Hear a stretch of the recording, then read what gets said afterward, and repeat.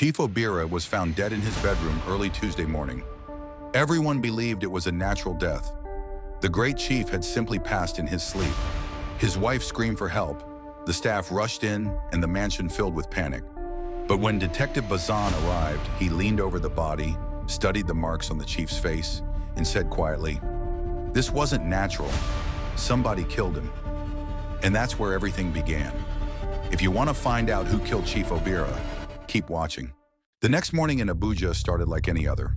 Except inside Chief Obira's mansion, something felt off. The air was still. The birds outside chirped faintly, but inside silence ruled. Bola, the maid, balanced the chief's breakfast tray as she climbed the stairs. She smiled softly to herself. The old man always wanted his tea exactly by 9:30. She reached his door and knocked gently. "Chief?" "Good morning, sir," she said. No response. She knocked again, this time louder. "Chief?" Still silence. She frowned and called out down the hall. "Kingsley." From outside, the driver answered. "Yes, Madam Bola?" "Come upstairs, oh. Chief never answered me since." Moments later, Kingsley appeared, wiping sweat from his forehead. Together, they knocked again. "Sir?" "It's us, Bola and Kingsley nothing." Bola exchanged a nervous glance with Kingsley. Maybe he no sleep well last night. Kingsley sighed. "Let's check small." He pushed the door slightly. It opened. The room was dim. The curtains were still drawn. The smell of cologne hung in the air. On the bed, Chief Obira lay completely still. At first, Bola smiled awkwardly. "Chief? You still sleeping?" But something about his stillness made her voice tremble. "Chief?" she said again, stepping closer. No movement. Kingsley rushed to the bedside. He touched the chief's hand. Cold. His eyes widened. "Ah, Bola!" Bola gasped. The tray slipped from her hands, the cup shattered on the floor. "Jesus Christ, Chief! Chief!" Her scream echoed through the mansion. Within minutes, the house erupted. Footsteps, shouts, panic. The wife, Madame Stella, came running from the hallway, her robe flying behind her. "What's happening here?" When she saw her husband, her knees gave way. "Obira! No, no, no, no, this can't be happening." She clutched his body, shaking him. "Wake up! Please wake up!" Kingsley gently tried to pull her back, but she slapped his hand away, crying uncontrollably. "Somebody call an ambulance!" The chief's personal assistant, Elias, ran in next, looking confused and shaken. "What happened? Is he—" He froze mid-sentence when he saw the body. "Oh my God!" 30 minutes later, flashing lights filled the compound. The police had arrived.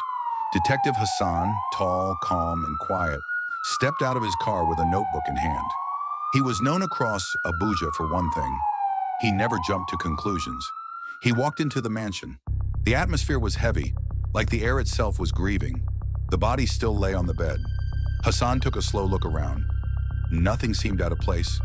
The table lamp was upright, no signs of a fight, no scattered furniture. Everything was normal, except for one thing. The chief's phone was on the floor beside the bed. Hassan picked it up with a gloved hand, examining it quietly. He didn't say a word. He turned to the family.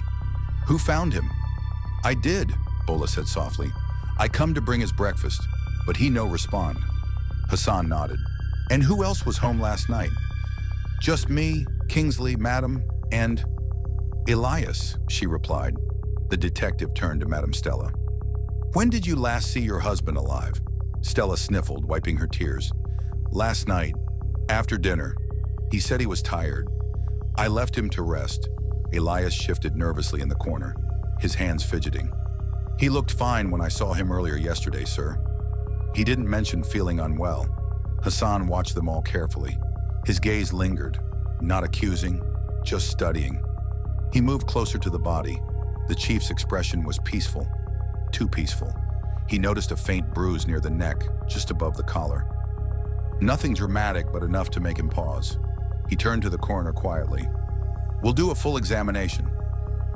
Keep it discreet." Then standing upright, he looked at everyone in the room. "I understand this is a difficult time," he said calmly, "but I'll need statements from every single person in this house. No one leaves Abuja until we're done." Madam Stella gasped. Detective, please. He had high blood pressure. He was on medication. I'm aware, Hassan said evenly, but something about this scene doesn't sit right with me. The room went silent. He slowly closed his notebook. Chief Obira didn't just die, he said quietly. He turned toward the window. He was silenced. Everyone froze. The camera panned slowly across the faces. The wife shaking, the assistant pale, the maid terrified, the driver confused. Then the detective looks back at the bed one last time and says, "Someone in this mansion knows exactly what happened last night, and I will find out who." Chief Obira was gone, but his secrets were just waking up. The mansion was filled with police officers, cameras flashing, yellow tape at the gate. Chief Obira's death had already become the talk of Abuja. Detective Hassan arrived early that morning, calm, focused, with that look that says, "I've seen worse, but this one's different." He walked into the living room, the same room the chief hosted parties in, now cold, silent, heavy with tension. The family was already waiting. The first person he called was the wife. Evelyn walked in wearing dark glasses, her hands shaking slightly. She looked like she hadn't slept all night. Hassan started gently. "When was the last time you saw your husband alive?" She said, "Around 10. He told me he wanted to rest. I took him tea and that was it." Hassan asked if she'd heard anything strange. "No," she said. "The house was quiet. Bola and Kingsley were the last to lock up." Her voice cracked, but Hassan noticed something. Not just grief, it was fear. Next was Elias, the chief's personal assistant. Elias looked confident, almost too calm. Hassan asked him about the chief's plans before he died. He wanted to review his will, Elias said, but Hassan had already read the messages on the chief's phone. He leaned forward. "Review the will because of you and his wife, right?" Elias froze. The room went silent. He tried to speak, but words failed him. "It was a mistake," he finally whispered. "We didn't mean for it to happen." Hassan stared at him, and when Chief found out, Elias swallowed hard. "He told me to leave his house. But I didn't kill him, detective. I left before midnight. Ask anyone." Hassan didn't respond. He just wrote something down and told him to step outside. Then came Bola, the maid. She looked nervous but steady. "Detective, I was in my room after cleaning up. The chief's light was still on when I went to bed." "Did you see anyone go into his room?" "No, sir." "I didn't." Her answers were simple, honest. There was nothing off about her. Then Kingsley, the driver. Tall, quiet, respectful. He said, "I was in my quarters. The chief told me we'd be traveling early this morning, so I went to rest." Everything about him looked normal. Hassan asked if he'd heard anything strange. "Nothing, sir. I only came out when I heard screaming this morning." Hassan nodded slowly. No cracks, no slips. Then suddenly loud voices came from outside. Two men entered the mansion, Chief Obira's brothers, Chuka and Emeka. They looked angry, demanding answers. "Where's our brother?" Chuka shouted. "How could this happen in his own house?"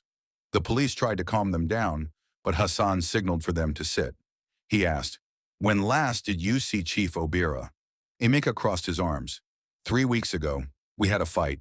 He said we should go and hustle for ourselves."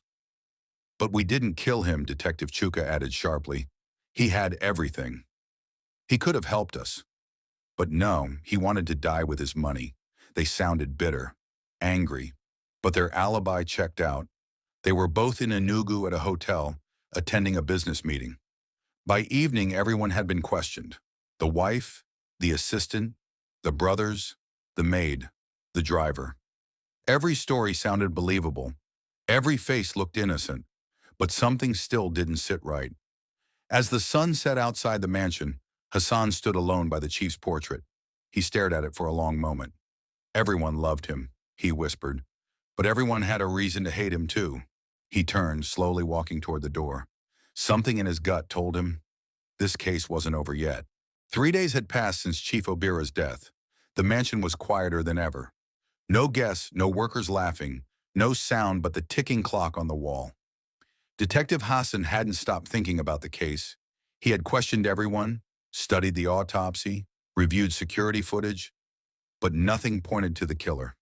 Still, something in his gut kept saying, This wasn't a natural death. That morning, while going through the chief's belongings again, one of the officers found something unusual, a half-recorded audio file on Chief Obira's phone. It wasn't sent to anyone. No message. Just a voice note sitting there, time-stamped a few minutes before he died. When Hassan played it, what he heard made his heart stop. He didn't even wait to finish listening. He stood up immediately, called for backup, and said just one thing: "We're going back to the mansion." Later that evening, everyone was gathered in the living room again. The wife, the assistant, the brothers, the maid, the driver, all seated, all confused. Evelyn was the first to speak. "Detective, what's happening?" "I thought the case was closed." Hassan looked around, his face unreadable. "It would have been," he said slowly, "but the chief left something behind." He took out his phone, connected it to the Bluetooth speaker, and pressed play. A familiar voice filled the air, weak, tired, trembling. It was Chief Obira. "Hello. Hello. Police? I need to report something." Everyone froze. Evelyn's hand covered her mouth. Elias, the assistant, stepped back in shock. "I can't trust anyone in this house," the chief's voice continued, heavy with fear. "Even my wife, even the people I pay." A chair creaked. Nobody moved. The brothers exchanged uneasy glances. "They think I don't know," the chief said, breathing hard. "They think I'm old and blind. But I see everything." There was the sound of footsteps. The chief's tone changed. Tense now, panicked. "Who's there?" "Bola. Kings." "Wait." A scuffle. A muffled struggle. Then silence. The recording stopped. For a few seconds, the only sound in the room was everyone's breathing. Evelyn whispered, "Oh my God, that was his last night." Hassan stayed silent. Then he looked up and said firmly, "He didn't die naturally. He was murdered." The room erupted. The brothers stood, shouting questions. Elias kept pacing. Evelyn burst into tears. And then Hassan said it. "Arrest Bola and Kingsley." Everyone turned. "What? The maid and the driver?" Evelyn screamed. "They've worked here for years. They wouldn't—" Hassan didn't respond. He simply pressed play again. This time the background noise from the recording had been cleaned up by the tech team. The faint whispers were now clear. "Sir, please, please, we didn't mean—" "Put the phone down." Muffled sounds. "He's not breathing." Then the sound of the phone dropping to the floor. Hassan paused the audio and looked up. "They came into his room that night," he said quietly. "They didn't plan to kill him. They only wanted to take his jewelry. But when he woke up and tried to call the police, they panicked. They used a pillow to stop him from shouting, and that was how he died." The room was dead silent. Bola's face turned pale. Kingsley's eyes filled with tears. They didn't even try to run. Bola fell to her knees, sobbing. "It was a mistake, sir. We didn't mean to. He was kind to us." The officers cuffed them gently. Evelyn sat frozen. The brothers stared at the floor. Detective Hassan picked up the chief's photo frame and looked at it for a long moment. "He tried to call for help," he said softly, "but instead, he recorded his own death. And that was how he told us the truth." As the police led Bola and Kingsley out, the house fell silent again. But this time, it wasn't grief or confusion. It was the sound of truth finally being heard. The night was stormy. Rain lashed against the mansion windows, turning the garden into a blur of shadows. Thunder rolled across the sky, echoing through the silent halls. Inside, the mansion felt heavy, almost alive with tension. Chief Obira had just finished recording a voice note to his lawyer. His fingers trembled slightly as he outlined instructions. Changes to the will, concerns about people around him, his suspicions about betrayal. It was deliberate, careful, a final testament in case anything went wrong. Satisfied, he put the phone down on the nightstand and leaned back against his pillow. Exhaustion weighed on him. Betrayal, lies, his wife's affair. It all pressed on his chest. He tried to sleep, unaware that danger was already moving in the shadows of his own home. Bola and Kingsley, who lived in the mansion, moved quietly through the hallways. Their plan was simple: get the chief's jewelry, just a quick grab. They thought he was asleep. They didn't plan violence. They didn't plan murder. The bedroom door was slightly ajar. Bola nudged it open, followed by Kingsley. They crept toward the drawer where the jewelry was kept, eyes darting nervously across the dimly lit room. Lightning flashed outside, casting moving shadows across the floor. The storm made the mansion seem larger, more foreboding. Then the chief stirred. His eyes shot open. "Who's there?" he asked, voice sharp with fear. Bola froze. Kingsley froze. Panic gripped them both. The chief reached for his phone, intending to call the police. He had lost trust in everyone around him, but his trembling fingers pressed the wrong buttons. Instead of dialing, the voice recorder activated, capturing every sound that followed. "Stop! Who's there?" Kingsley's voice shook. "Please, sir, put the phone down." But the chief struggled, trying to reach the device. Hands shook, whispers scrambled. The plan had been simple, but now everything was spiraling. Bola and Kingsley panicked. They didn't want to hurt him, they just wanted the jewelry. But he was awake. He was reaching for help. "I'm calling the police! Stop! Please!" In desperation, they grabbed a pillow. Their hands trembled. They pressed it over his face, trying to silence him long enough to prevent him from alerting anyone. The chief fought, every movement frantic, every shout muffled. The struggle was chaotic, suffocating, almost silent except for the storm outside. And then, silence. Bola and Kingsley froze. The room felt like it held its breath. He wasn't moving. They hadn't intended this. They hadn't meant for him to die. Bola's voice broke through the quiet, trembling, "We didn't mean it. It was an accident," Kingsley whispered, barely audible. I didn't want this." They moved mechanically, returning the jewelry exactly where it had been. Nothing could reveal their presence. Nothing could betray the truth. The mansion returned to its eerie stillness. The storm outside roaring, rain splashing against the walls, the only witness to what had happened. Back to the present. Detective Hassan paused the recording. The living room was silent, the air thick with shock. Bola and Kingsley sat frozen, hands folded, faces pale. Evelyn clutched her handkerchief, tears streaming down her face. The brothers sat in stunned silence. Elias could hardly breathe. "They didn't plan to kill him," Hassan said softly, voice steady. "They only came for the jewelry. But when he woke up and tried to call the police, they panicked. That panic ended his life." Bola collapsed to her knees, sobbing uncontrollably. "It was a mistake. We didn't mean it. He was kind to us." Kingsley's voice trembled. "An accident. That's all it was." The officers gently cuffed them. Shock and disbelief rippled through the room. No one had expected this. Hassan turned slowly to the family. "Everyone here had reasons to be angry, to be greedy, to resent him. But none of you were in the room that night. None of you caused his death." Evelyn whispered, disbelief in her voice. "So, it wasn't us. Not the brothers? Not the assistant?" Hassan shook his head. The truth was in his hands, or rather in his voice. He tried to call for help, but fate turned his phone into a witness instead. The brothers' faces were pale. Chuka murmured, We hated him sometimes, but we didn't." Emeka nodded slowly, still trying to grasp the reality. "We suspected everyone else, but not them." Hassan looked at Chief Obira's portrait, faint evening light casting shadows across his stern face. "Sometimes the dead speak louder than the living." "Chief Obira." Your voice finally told the story. Outside, the storm continued. Rain washed over the mansion, the garden, the streets of Abuja. The storm inside had passed too. Truth had been revealed. Bola and Kingsley were led out of the mansion, heads bowed, faces pale. They were not hardened criminals, only desperate and broken. Hassan lingered a moment, gazing at the mansion. Memories of the chief, the struggle. The mansion felt heavy that morning. Bola and Kingsley were gone, escorted by the police, leaving the family and assistant in stunned silence. The truth of the chief's death had settled, but another storm was about to hit. The question of his estate. Mrs. Adebayo, the chief's lawyer, arrived with her briefcase.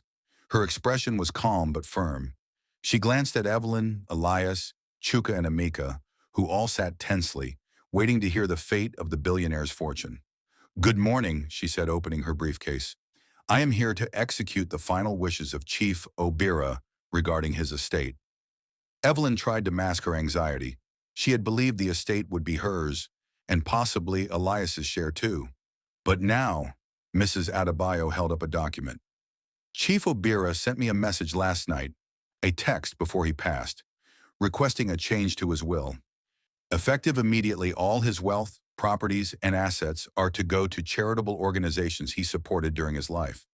None of it will go to his wife, his assistant, or his brothers. The room went silent. Evelyn's hands trembled. What? What do you mean? Nothing for me, or Elias. Mrs. Adebayo's voice was firm. The chief made his intentions clear. This was his final decision. He wanted his fortune to benefit causes he believed in, not the people who betrayed, depended on, or deceived him. Chuka, the eldest brother, slammed his hand on the arm of the chair. This is ridiculous. We're his family. We've been loyal all these years. Mrs. Adebayo shook her head. The chief's loyalty had limits. He provided guidance and opportunity, but he also believed in self-reliance. His will reflects that belief. It is legally binding and non-negotiable. Emika's voice was quiet, bitter. All those years for nothing? Yes, Mrs. Adebayo replied calmly. He wanted the wealth to serve a greater purpose. Charity was his final wish. Evelyn's face fell. She had tried to manipulate her way into controlling the estate, but now it was out of her hands. Elias, the assistant, looked stunned, realizing the fortune would go entirely to charity. None for him either. Mrs. Adebayo carefully placed the documents back in her briefcase. This concludes the execution of Chief Obira's last wishes. Legal processes will follow to transfer all assets to the charitable organizations named. The message he sent me ensures there is no ambiguity. He wanted his estate to be used for good, not personal gain. The room remained silent. Rain had stopped outside, leaving a calm after the storm, but the emotional impact inside the mansion was palpable. Chuka and Emeka sat quietly, contemplating the lessons they had ignored for so long. Evelyn sank into the couch, speechless, forced to confront the consequences of her actions. Elias looked at the family, understanding that ambition, greed, and betrayal had cost them all dearly. Mrs. Adebayo packed her briefcase and stood. The chief's wealth will now serve the causes he cared about. Let this be a reminder. Loyalty, integrity, and honesty matter more than greed or selfishness. As she left, the mansion felt lighter, almost peaceful. The estate, the fortune, and the legacy had been secured. Not for family, not for betrayal, but for something greater. The room emptied slowly, each person lost in their thoughts, realizing that Chief Obira's final act had not only revealed the truth of his death, but had also delivered justice in life and after death.